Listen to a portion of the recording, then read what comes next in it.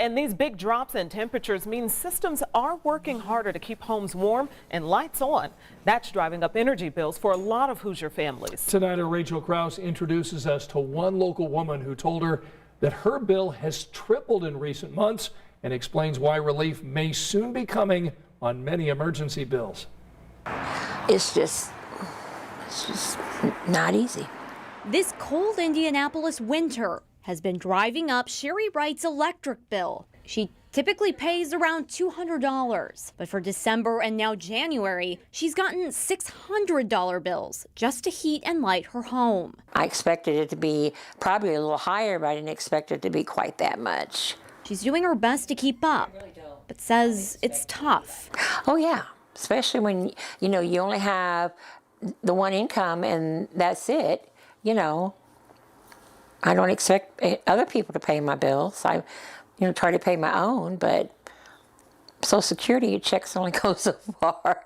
She's reached out to AES in the past, hoping for answers. And they gave me this song and dance about the house is all electric, and that's why the bill is so high. I'm like, look, it's a small house, and we don't have use any more electricity than everybody else does. So, I just don't understand why the bill runs high. Kelly Young with AES Indiana says they're seeing an increase in customers reaching out about rising energy bills. With winter, she says that's typical. Cold temperatures, increased usage, and fuel prices. So in particular, obviously we've hit like a cold streak in December. We had that terrible week right before the holidays. So, our energy is working harder to heat our homes. Still, they're trying to cut customers a break. Young says AES applied for a rate decrease with the Indiana Utility Regulatory Commission. They're hoping it'll hit in the spring. The decrease right now is something that we're not confirmed on because it hasn't been approved yet by the IURC, but we are anticipating a decrease that will be reflected in March, April, and May 2023 billing for our customers. For customers like Sherry, a rate decrease can't come soon enough.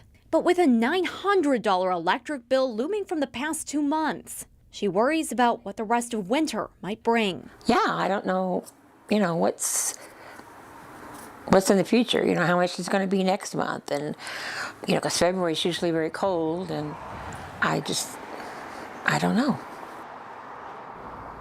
Boy, $900 energy bill, that is a sticker shock. So what can people like Sherry and other Indiana families do, Rachel? Well, there are programs out there that can help. United Way of Central Indiana has its Winter Assistance Fund to help families cover those costs. And a large chunk of that money, over $100,000, is still available to help those with high energy bills this winter. Lydia Watson, manager of Community Impact, says they know there are families in need all around Indianapolis, and they want to help.